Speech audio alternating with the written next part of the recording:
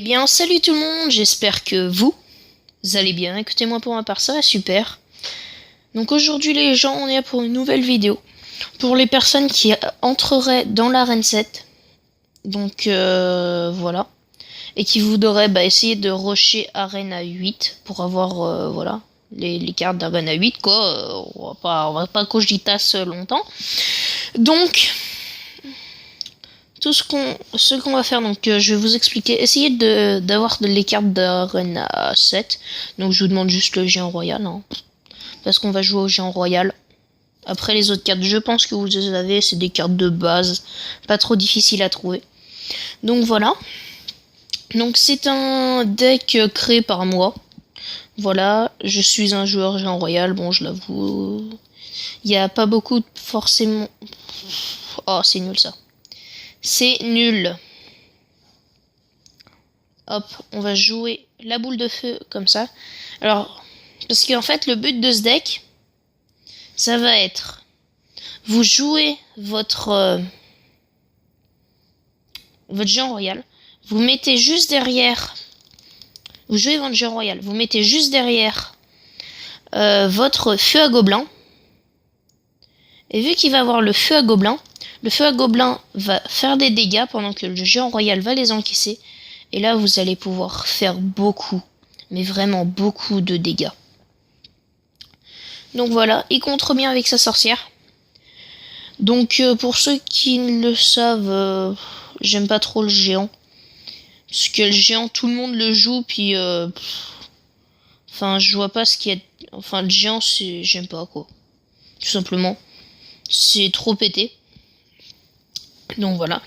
Je pense que Supercell va encore le descendre parce que pour ceux qui ne le savent pas, le géant était descendu ses points de vie de 5%. Voilà. Donc j'espère qu'ils vont encore le descendre parce que le géant, enfin, moi je dis pas parce que le géant en fait est une carte de base pour attaquer. Oui, non, est une carte de base pour encaisser les dégâts en fait. Donc pour moi, à vrai dire, je m'en fous un petit peu qu'il ait de la vie, parce que c'est le but d'un géant, parce que sinon, voilà, il n'y aurait pas de logique dans le jeu. Mais moi, ce que je voudrais surtout, ce serait qu'il lui baisse ses points d'attaque, parce que c'est vraiment, mais vraiment exploser le géant, quoi, au niveau de l'attaque. Hop, petite boule de feu sur les deux là. Le sorcier et...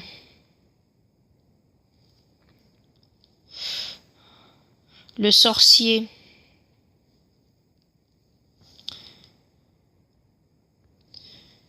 Et la sorcière. J'ai bugué un petit moment.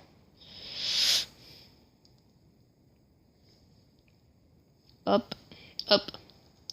Bon, il a gagné. Donc voilà, on voit qu'il a gagné. Donc c'est un deck que je conseille parce que il est pas mal. J'ai fait 4 games juste avant. Les 4 games, je les ai gagnés. Je vous montrerai juste après. On en refait une. Puis là, vu que là, j'ai un peu raconté ma vie. Là, on va bien se concentrer sur le deck. Donc là, qu'est-ce qu'on commence par faire, les gens? Les gens, on va commencer déjà par poser notre fournaise. Parce que la fournaise va en fait détruire toute troupe. Les esprits de feu vont détruire toute troupe qui va essayer de défendre quand on va poser notre géant royal. Donc, très utile la fournaise. Hop.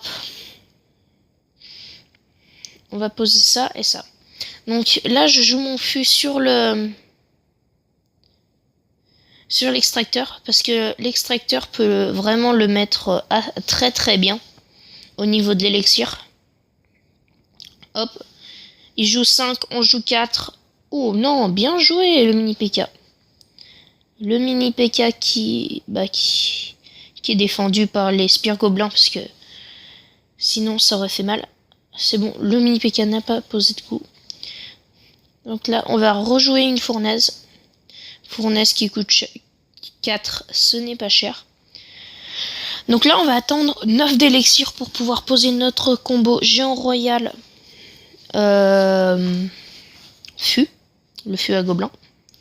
Et comme ça, on va être tranquille. Hop. Un autre petit conseil, tout simple, que vous pouvez faire, il est à respecter, il est très très simple, c'est essayer de ne jamais avoir 10 élixirs. Vous avez le droit d'avoir 9 d'élixirs, mais jamais 10, parce que si vous avez 10 élixirs, vous allez pouvoir, enfin vous auriez pu accumuler de l'élixir que vous n'avez pas accumulé, donc c'est complètement bête. Voilà. C'est tout simplement ça. Hop. Les fléchettes. Ah, on va prendre un coup de mini PK. C'est bon. Un coup de mini PK, pas plus. Ça suffit. Hop. Là, on va poser la horde et pas le fût parce que vu que la horde est plus puissante que le fût. Enfin, la horde de gargouille fait beaucoup plus de dégâts que le fût. Pétard, il a bien joué ses fléchettes. Enfin, la horde fait plus de dégâts que le fût, mais le fût coûte moins cher que la horde. Donc quand on est en double élixir, on en profite. Donc voilà, on s'en doutait des barbares. C'est pour ça qu'on a joué le petit bomber qui élimine très vite les barbares. C'est bon, on a gagné. On pose une fournaise en défense, c'est pas obligé. La boule de feu. Et voilà, on a gagné. Donc, je vais vous prouver comme quoi c'est un deck qui marche à peu près bien. Hop. Là, il commence à partir de là. Vous savez que j'ai changé le cochon par la fournaise. Vous voyez, ça fait victoire, victoire, victoire, victoire, défaite et victoire.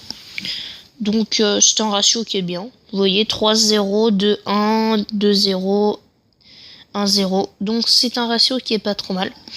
Donc, si t'as bien aimé, je peux te dire que tu peux... Si t'as bien écouté, tu peux très vite monter Arena 8 avec ce deck. C'est largement possible. Vous voyez, moi j'y suis bientôt. L'Arena 8 c'est 2300 et je suis à 2660. 2266, on va y arriver. Donc si t'as aimé, n'hésite pas aussi à liker, à commenter, à t'abonner. Et d'ici la prochaine vidéo, portez-vous bien. Bye bye.